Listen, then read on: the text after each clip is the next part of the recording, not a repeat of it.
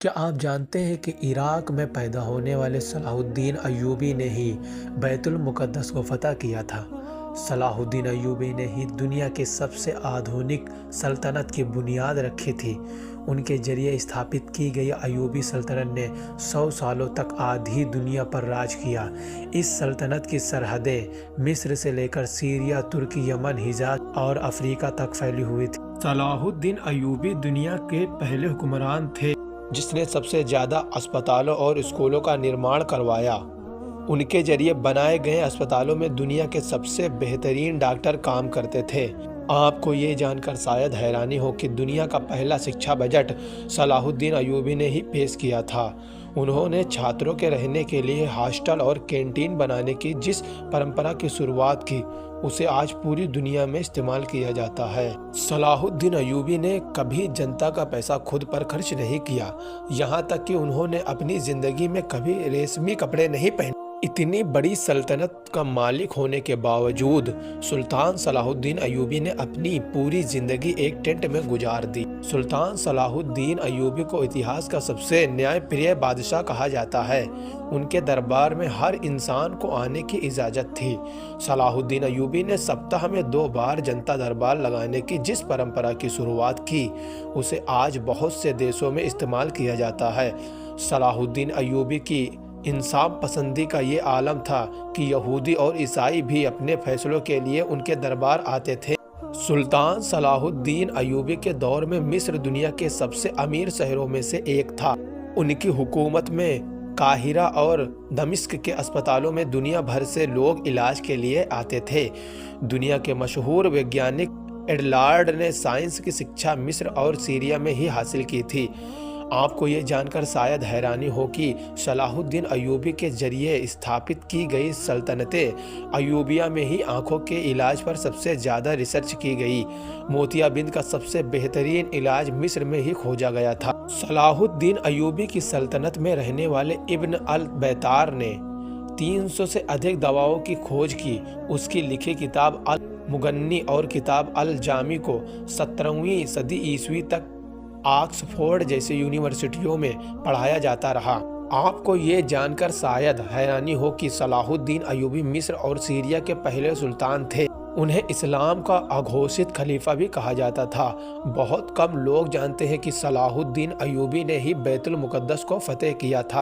उन्होंने ही 1157 ईस्वी में सलीबियों को शिकस्त देकर मस्जिद अक्सा को आज़ाद करवाया था।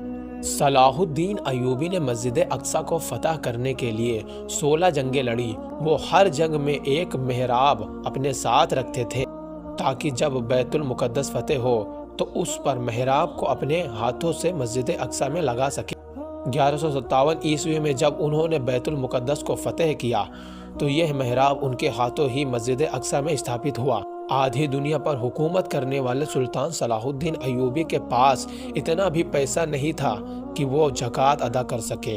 वो अपनी सारी दौलत गरीबों और मिस्कीनों पर खर्च कर देते थे। यही वजह है कि सलाहुद्दीन अय्यूबी कभी हज नहीं कर सके, क्योंकि इस्लाम में अपने खुद के पैसों से ही हज किया जा सकता है। सलाहुद्दीन अय्यूबी ने दुनिया की सबसे खतरनाक जंगें लड़ी। उन्होंने दुनिया की सबसे बड़ी सलीबी फौज को शिकस्त दी। इस फौज की ताकत का अंदाजा इसी बात से लगाया जा सकता है कि इसमें दुनिया भर के 6 लाख ईसाई शामिल हुए थे। यहाँ तक कि यहूदियों का एक बड़ा गिरोह भी सलीबियों की मदद कर रहा था।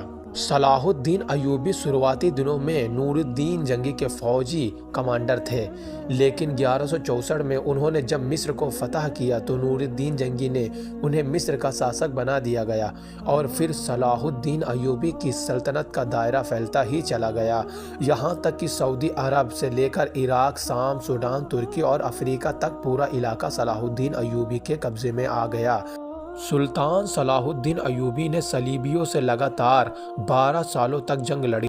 उन्होंने जंगे हित्तीन में अपने 12,000 सिपाहियों की मदद से सलीबियों के 63,000 लश्कर को खाक में मिला दिया। सलाहुद्दीन की इंसाफ पसंदी के दुश्मन भी कायल थे।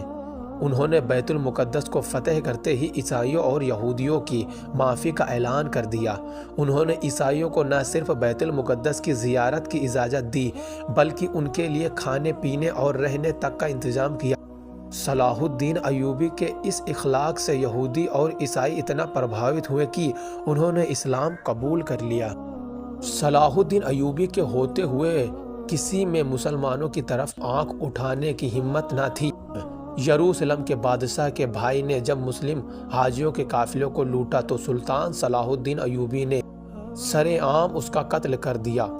सलाहुद्दीन अय्यूबी के जरिए आज़ाद करवाए गए बैतुल मुक़द्दस पर मुसलमानों ने 750 साल हुकूमत की, लेकिन 1948 में अमेरिका, ब्रिटेन और फ्रांस ने मिलकर फिलिस्तीन में एक यहूदी देश इजराइल की स्थापना कर दी और बैतुल मुक़द्दस के आधे हिस्से पर यहूदियों ने कब्जा कर लिया। 1967 में होने वाली अरब और इजराइल जंग में बाकी हिस्सा भी यहूदियों के कब्जे में चला गया। बैतुल मुक़द्दस मुसलमानों का किबला अव्वल था। मुसलमान पहले इसी की तरफ मुंह करके नमाज पढ़ते थे। हज़रत मोहम्मद सल्लल्लाहु अलैहि वसल्लम ने यहीं से मेराज का सफ़र तय किया था और मस्जिद अक्सा में ही तमाम नबियों की इमामत की थी। सलाहुद्दीन अय्यूबी ने अपनी पूरी ज़िंदगी मैदान जंग में गुजार दी। उन्होंने 100 से अधिक जंगें लड़ी और ज़्यादातर में फ़तह हासिल की। बहुत कम लोग जानते हैं कि सलाहुद्दीन अय्यूबी हाफिज़े कुरान भी थे। उन्होंने मात्र 15 साल की उम्र में ही कुरान हिफ्ज़ कर लिया था। सलाहुद्दीन अय्यूबी तकरीत में पैदा हुए थे। सलाहुद्दीन अय्यूबी को इस्लामी इतिहास का हीरो कहा जाता है।